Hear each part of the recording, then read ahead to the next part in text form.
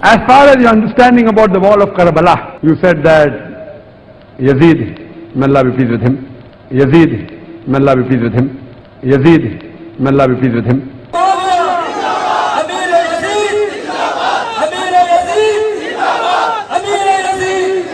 बेगुनाह बेखता हज़रत बेगुनाह बेखता हज़रत।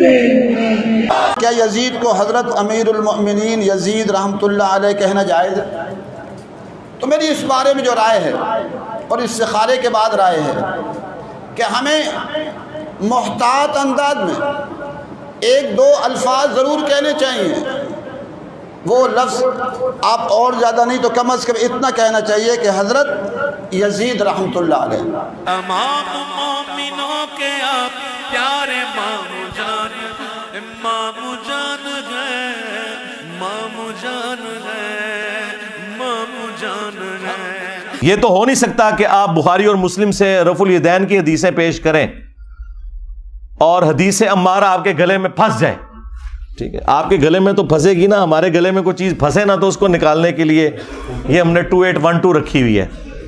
یہ میں نے اپنی بوٹل کے اوپر لکھ کے لگایا ہوا ہے 2812.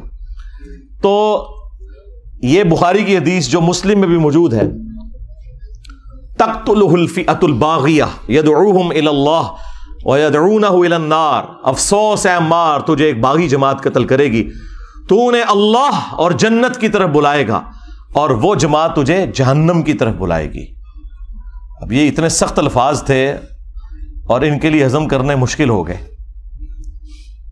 کیونکہ انہیں فکر لگی کہ پھر لوگ ہم سے پوچھیں گے کہ کس رضی اللہ عنہ نے کس رضی اللہ عنہ کو خوش کرنے کے لیے عمار رضی اللہ عنہ کو قتل کیا.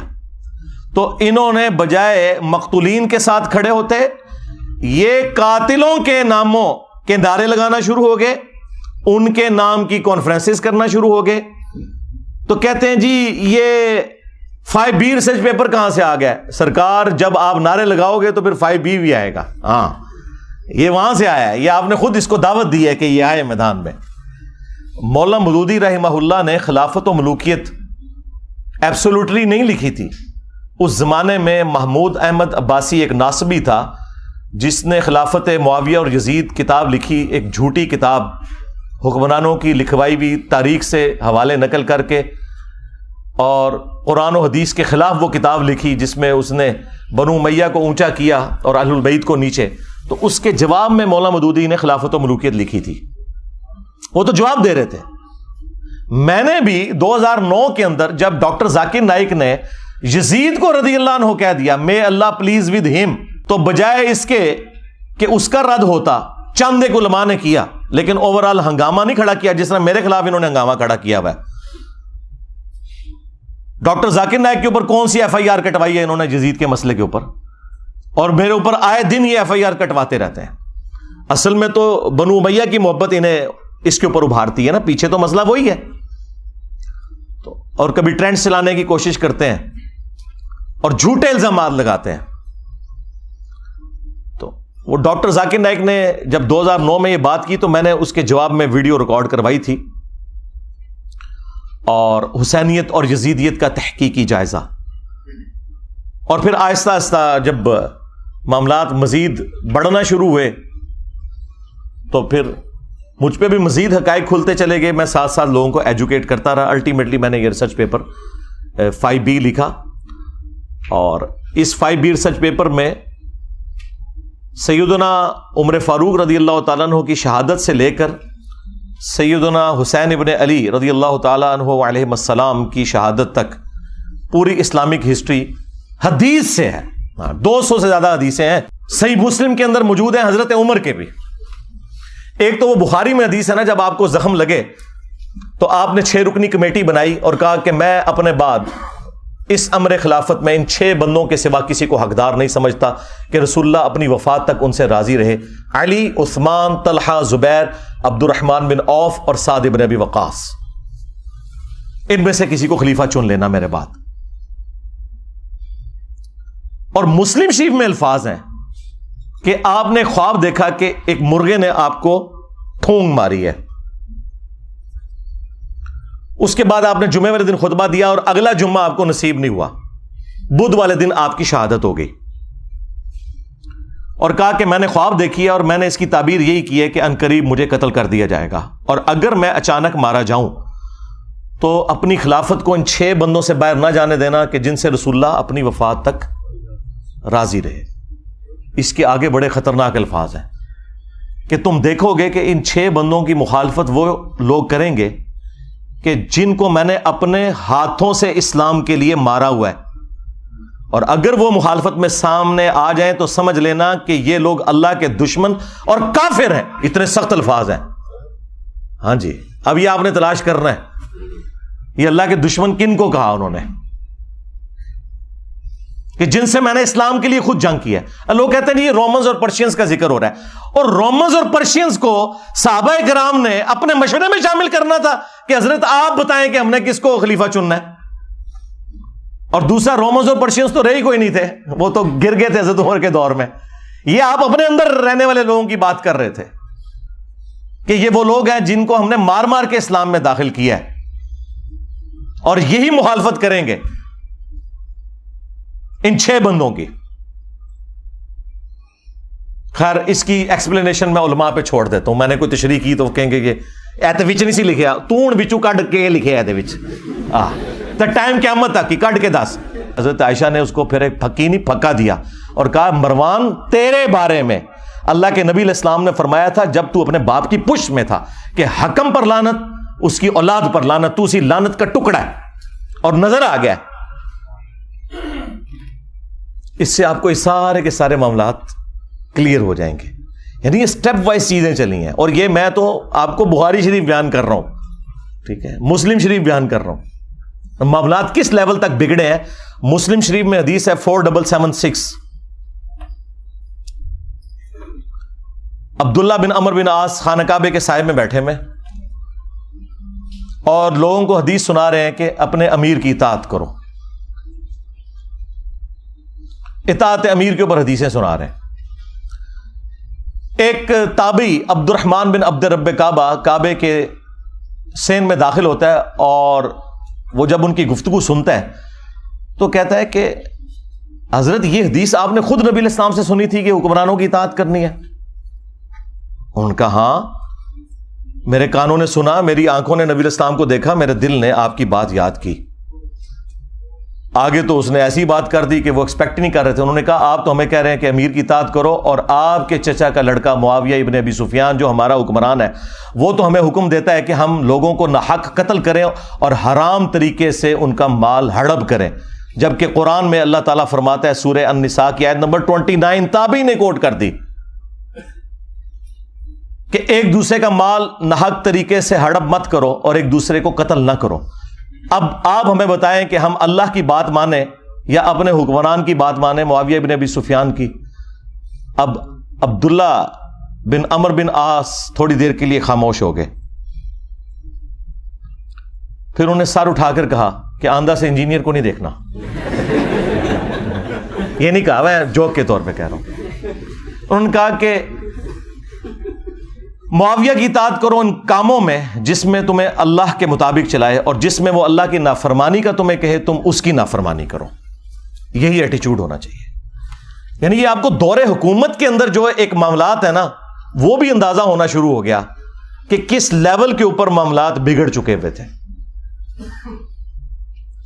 پھر صلح حسن کے حوالے سے بھی باتیں کرتے ہیں، وہ بھی آپ میرے اس میں ہی پڑھ لیجئے گا، میری ویڈیوز بھی ریکارڈ ہیں۔ کربلا کے بعد کون سی صلح حسن رہ گئی؟ حسن ابن علی نے اس لیے صلح کی تھی کہ آپ انہیں زہر دے دیتے، المصنف ابن ابی شیبہ میں موجود ہے، زہر دیا گیا۔ اور ابو داؤد میں تو اتنی رکت انگیز حدیث ہے کہ پھر دربار شام میں اس چیز کی خوشی منائی گئی۔ ہاں ظاہر ہے جب آپ غم نہ کریں تو اسے خوشی منانا ہی کہا جائے گا نا، الٹا کوئی غم کی بات کر رہا ہے آپ اسے ٹوک دیں۔ مقدام بن مادی کرب بیٹھے ہوئے ہیں، یہ حدیث مسند احمد میں بھی ہے اور سنن ابی داؤد میں بھی، شیخ زبیلی زئی اور شیخ ناصر الدین البانی دونوں نے اس حدیث کو ٹھیک کہا ہے۔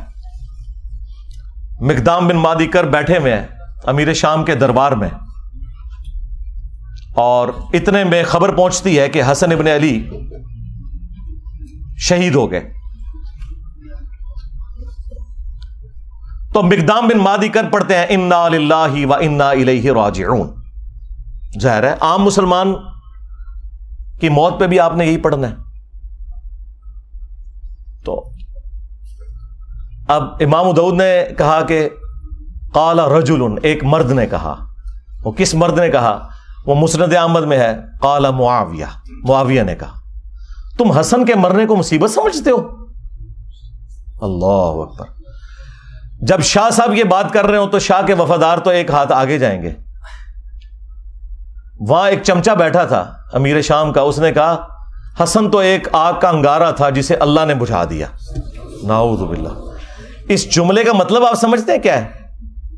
یعنی حسن کے ساتھ ظاہر ہے یہ ایک پیس ٹریٹی اور صلح حسن ہوئی ہوئی تھی، کچھ شرائط تھیں، تو آگ کا انگارہ اس لیے تھا کہ کسی بھی وقت ان شرائط کے ٹوٹنے کے اوپر حسن قیام کر سکتے ہیں، جو ان سے ہم نے وعدہ خلافیاں بھی کی ہیں اتنی زیادہ، سوائے ایک خمس ملتا تھا، باقی تو کوئی بھی شرط پہ عمل نہیں ہوا. تو حسن آگ کا ایک انگارہ تھا جسے اللہ نے بجھا دیا. اب یہ بات حضرت مقدام بن مادی کرب نے جب سنی تو انہیں تو لگ گئی آگ. انہوں نے کہا کہ معاویہ تم نے مجھ سے ایسی بات کی ہے جس سے مجھے تکلیف ہوئی ہے. اللہ کی قسم میں اس وقت تک یہاں سے نہیں اٹھوں گا جب تک تمہیں بھی اسی طرح تکلیف نہ دوں. اور معاویہ اگر میں سچ بولوں تو میری تصدیق کرنا، اور اگر جھوٹ بولوں تو کہہ دینا کہ میں جھوٹ بول رہا ہوں. پھر انہوں نے کہا کہ اے معاویہ کیا اللہ کے نبی علیہ السلام نے یہ نہیں فرمایا تھا کہ چیتوں اور درندوں کی کھالیں ان کو پہننے ان کو اوڑھنے سے کیا اللہ کے نبی علیہ السلام نے منع نہیں فرمایا تھا؟ کیا اللہ کے نبی صلی اللہ علیہ وآلہ وسلم نے سونے چاندی کے جو برتن ہیں ان کو استعمال کرنے سے منع نہیں فرمایا تھا؟ اب وہ جو حرمت والی چیزیں وہ گنواتے چلے گئے اور حضرت معاویہ تصدیق کرتے چلے گئے، اور اینڈ پہ بتا انہوں نے کیا بولا؟ انہوں نے کہا یہ سارے حرام کام تیرے گھر میں ہو رہے ہیں. ٹھیک ہے، یعنی تیرے اپنے گھر کی حالت یہ ہے اور تو حسن بن علی کے بارے میں بات کر رہا ہے. اور پھر انہوں نے ایک جملہ بولا کہ میں حسن کی موت کو مصیبت کیوں نہ جانوں کہ اللہ کے نبی علیہ السلام اپنے زانوں پر ایک طرف حسن ابن علی کو بٹھاتے تھے، دوسری طرف حسین ابن علی کو، اور کہتے تھے حسن مجھ سے ہے، حسین علی سے ہے. اب یہ ساری کی ساری عزت افزائی انورٹڈ کاماز میں جب کروائی امیر شام نے تو انہوں نے کہا مقدام مجھے پتا تھا میں باتوں میں تم سے نہیں جیت سکتا. اور پھر انہوں نے کہا کہ لاؤ مال و دولت مقدام کو بھی دو، ان کے ساتھیوں کو بھی دو. تو مقدام کو جو انہوں نے گفٹ دیے وہ وہی انہوں نے غریب لوگوں میں ادھر ہی تقسیم کر دیے. بعد میں پھر امیر شام نے پوچھا کہ وہ گفٹس کا کیا بنا، تو انہوں نے کہا کہ مقدام نے تو سب کچھ یہیں پہ تقسیم کر دیا. تو انہوں نے پھر ان کی تعریف کی کہ ہاں مقدام تو پھر مقدام ہے نا. یعنی وہی جو حکمرانی کی مجبوریاں ہیں جڑی ہوئی وہ مجبور کرتی ہیں. کہاں بنو عباس نے شیعان علی کو استعمال کیا بنو امیہ کو الٹنے کے لیے، اور جب حاکم بنے تو بنو امیہ سے بھی زیادہ مظالم کرنے شروع کر دیے. کیوں؟ یہ بس ایک کرسی کا تقاضا تھا، یہ جس کے نیچے جاتی ہے نا اس کے اندر وہ ساری خرابیاں پیدا ہونا شروع ہو جاتی ہیں.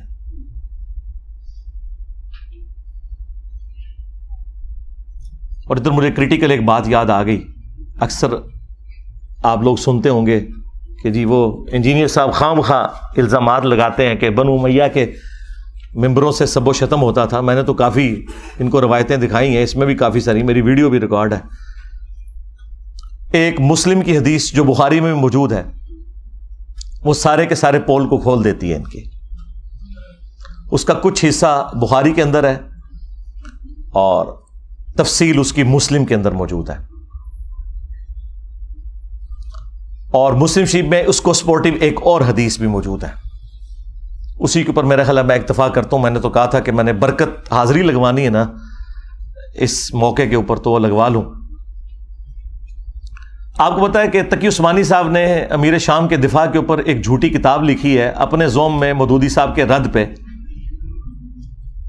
اور اس میں انہوں نے عجیب و غریب باتیں لکھی.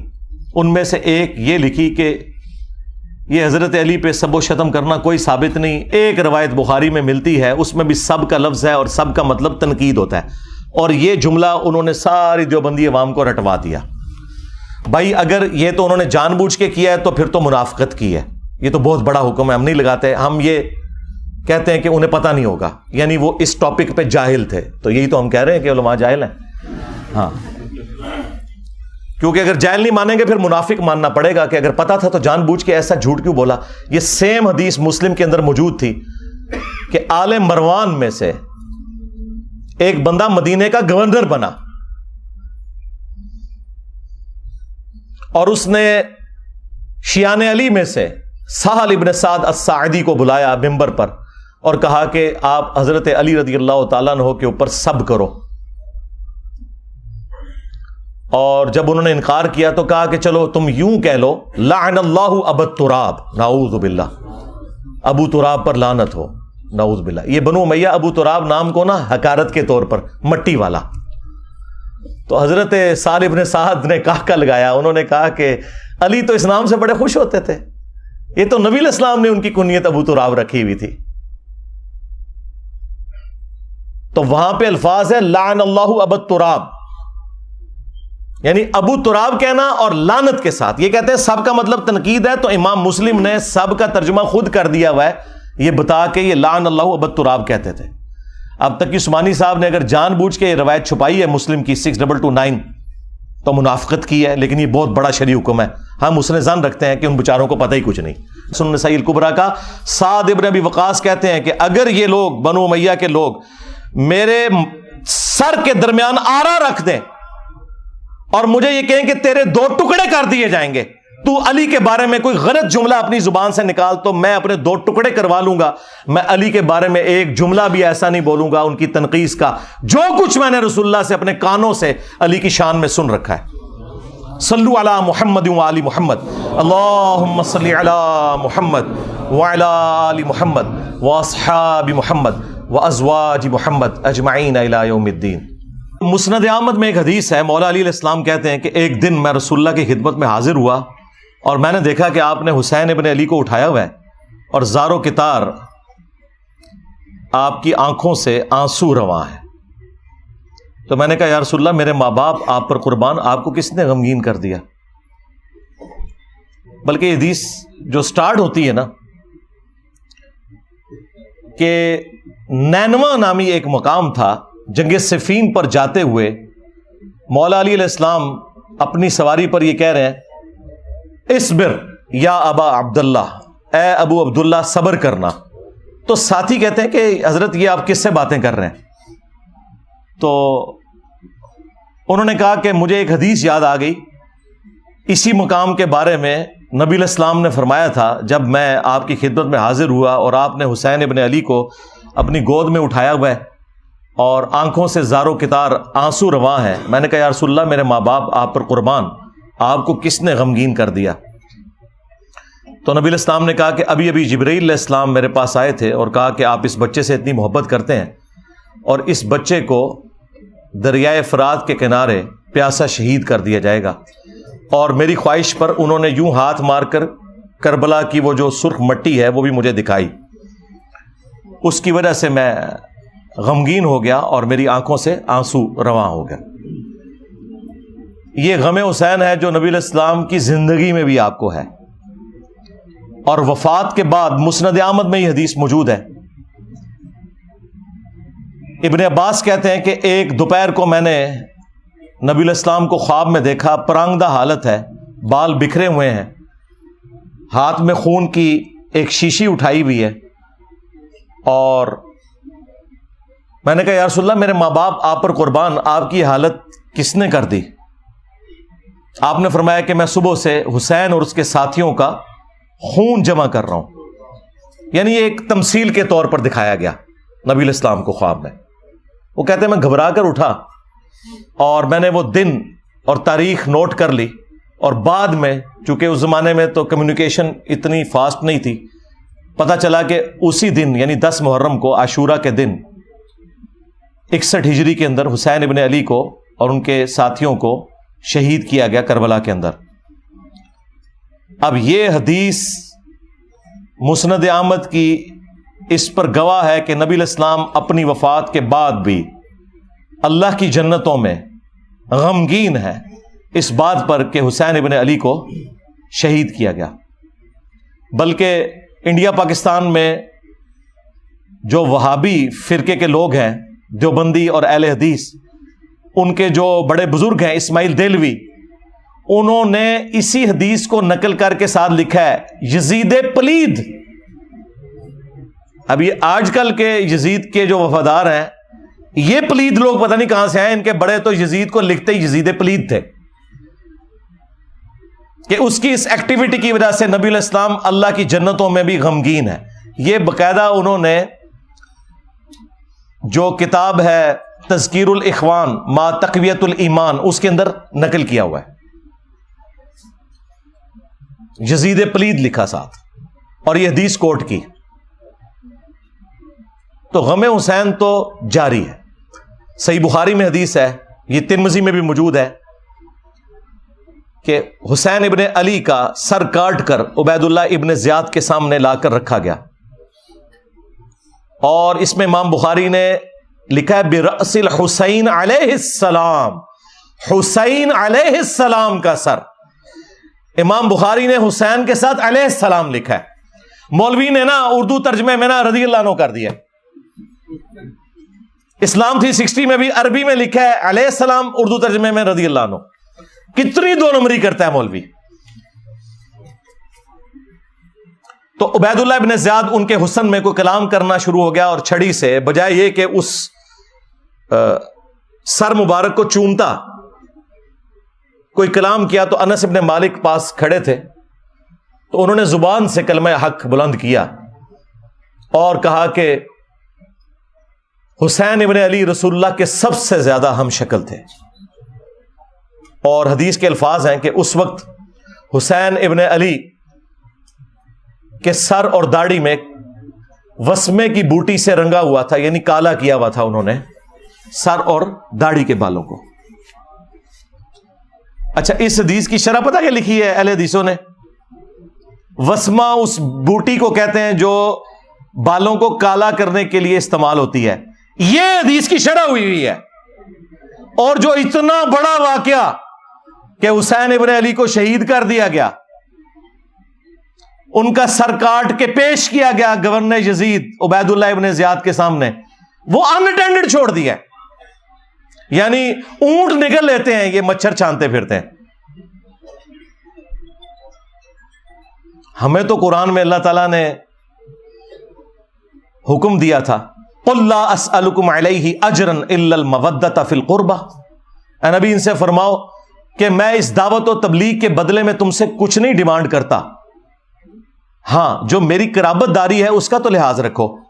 اچھا، اس آیت کی شرح دو طریقے سے ہوئی ہے. ابن عباس اس کی شرح یوں کرتے ہیں کہ نبی علیہ السلام، جو بخاری میں موجود ہے، کہ نبی صلی اللہ علیہ وآلہ وسلم کے جو رشتہ دار تھے، جو دوسرے قبیلے کے لوگ تھے، انہیں اس حوالے سے کہا گیا کہ تم اپنی قرابت داری کا تو لحاظ رکھو، تم تو اتنے مہمان نواز ہو، تو یہ تو تمہارے اپنے قبیلے سے ہیں. اور ایک تشریح اس کی یہ کی گئی کہ نبی علیہ السلام کی دعوت و تبلیغ کے عوض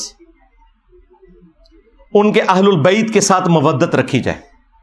یہ عبداللہ ابن عباس کے شاگرد نے اس کی تشریح کی. ہمارے نزدیک یہ دونوں درست ہیں. جب کافروں سے کہا جا رہا ہے کہ میری رشتہ داری کا خیال رکھو، تو مسلمانوں سے تو بدرجہ اولا کہا جائے گا کہ تم میری رشتہ داری کا خیال رکھو، کیونکہ اس گھر سے سب کو دین ملا. اور اس کو سپورٹی بخاری میں سیدنا ابو بکر کا قول ہے، اور نقل کون کر رہے ہیں؟ عبداللہ ابن عمر،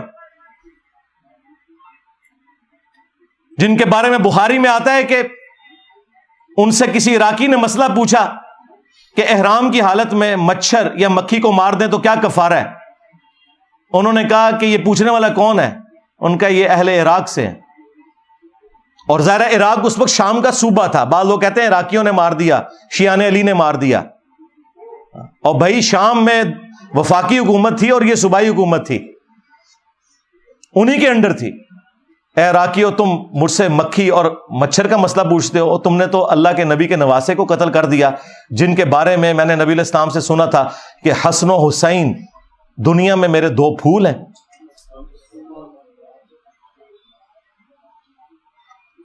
تو حضرت ابوبکر صدیق کا قول ہے بخاری میں، عبداللہ بن عمر کہتے ہیں کہ حضرت ابوبکر فرمایا کرتے تھے محمد کے قرب کو اہل بیت محمد کے قرب میں تلاش کرو۔ اب مجھے بتائیں، جو رسول اللہ صلی اللہ علیہ وآلہ وسلم کے قرب کو ان کے اہل البیت کے قرب میں تلاش کر رہے ہیں خود، کیا کبھی وہ یہ دعویٰ کر سکتے ہیں کہ ہم اہل البیت سے افضل ہیں؟ اللاجیکل بات ہے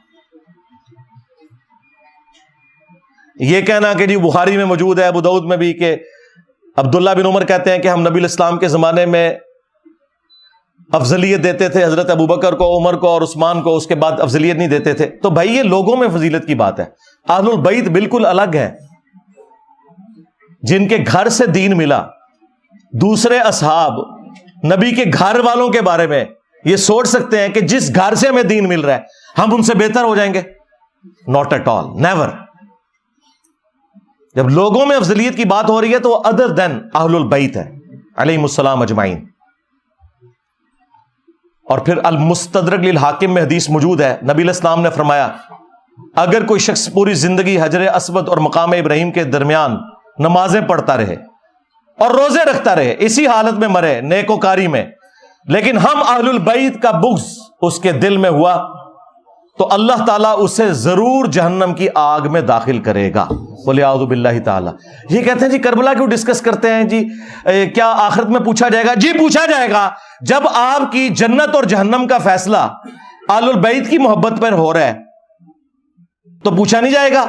اور آپ تو ہمیں خود ہی سنایا کرتے تھے فضائل صحابہ احمد بن حنبل کی کتاب میں، وہ روایت جہاں سے میں نے سٹارٹ لیا، اور شیعہ کے ہاں نہج البلاغہ میں، کہ حضرت علی کی محبت میں غلوب کر کے 2 فرقے جہنم میں چلے جائیں گے اور 2 گمراہ ہو جائیں گے، ایک ان کی محبت میں غلوب کر کے، ایک ان کی دشمنی میں۔ تو جب آپ خود جنت اور جہنم کا فیصلہ سیدنا علی اور اہل البیت کی محبت پہ کرتے تھے، اس وقت صرف اتنا ہی تھا کہ آپ نے دوسروں کو کہنا تھا رافضی اور اپنے آپ کو ناسبی ماننے سے انکار کرنا تھا۔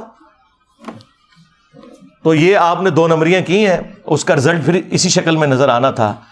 جب گمراہی بڑے لیول کی اٹھتی ہے نا تو پھر کوئی بڑے لیول کی بلا چاہیے ہوتی ہے۔ ہاں وہ آپ نے دیکھا تھا نا کہ حضرت موسیٰ علیہ السلام کا اژدہا سارے سانپوں کو کھا گیا، ہے رسیہ تھی، ایک اژدہا سارے سانپوں کو کھا گیا۔ تو یہ جتنے سانپ نکلے ہوئے تھے نا جنہوں نے اس دین کے ساتھ غداری کی، ایک انجینئر سب پہ بھاری ہو گیا۔ ہاں الحمدللہ۔ اور یہ اللہ تعالیٰ کی سنت ہے، اللہ تعالیٰ نے 300 سال کی فرعون کی حکومت اس شخص کے ہاتھوں سے ختم کروائی جس کی زبان میں بھی لکنت تھی، موسیٰ علیہ السلام۔ اللہ تعالیٰ ہمیشہ کمزوروں کو اٹھا کے نا طاقتور لوگوں کے اوپر غلبہ دیتا ہے، یہ بتانے کے لیے کہ ان کے پیچھے اللہ کی طاقت ہے۔ تو الحمدللہ آج دیکھ لیں ہمارے اس پلیٹ فارم کی برکت سے پوری دنیا کے اندر سنی ہو شیعہ ہو، محرم کا مہینہ جب بھی آتا ہے ہماری ویڈیوز شیئر ہوتی ہیں، اور الحمدللہ صدیوں میں جو گراوٹ آئی تھی غلو کی شکل میں دونوں طرف، وہ کافی حد تک ایڈریس ہوئی ہے۔ اور مجھے اب امید ہے کہ اب یہ راستہ اس طرف چل پڑا ہے کہ امام محمد بن عبداللہ المہدی علیہ السلام کے لیے یہ راہ ہموار ہو رہی ہے، کیونکہ یہ ہو نہیں سکتا کہ امام مہدی سنیوں میں آ جائیں اور شیعہ مان لیں، اور شیعہ میں آ جائیں تو سنی مان لیں۔ اس کے لیے ضروری تھا کہ سنی شیعہ کی تفریق سے بالا تر ہو کر لوگ اپنے ڈفرینسز ضرور رکھیں، لیکن الٹیمیٹلی اس بنیاد کے اوپر قتل و غارت نہ کریں، اور اہل البیت جو کہ کامن ہستی ہیں ان کے ساتھ اپنا جو عقیدت والا معاملہ ہے وہ تو اپنی جگہ رکھیں۔ المعجم الکبیر طبرانی کے اندر صحیح سند سے ابراہیم نخعی کا قول موجود ہے، جو بخاری اور مسلم کی احادیث کے راوی ہیں۔ 50 ہجری میں پیدا ہوئے اور 96 ہجری میں فوت ہوئے۔ کربلا جب ہوئی ان کی عمر 11 سال تھی۔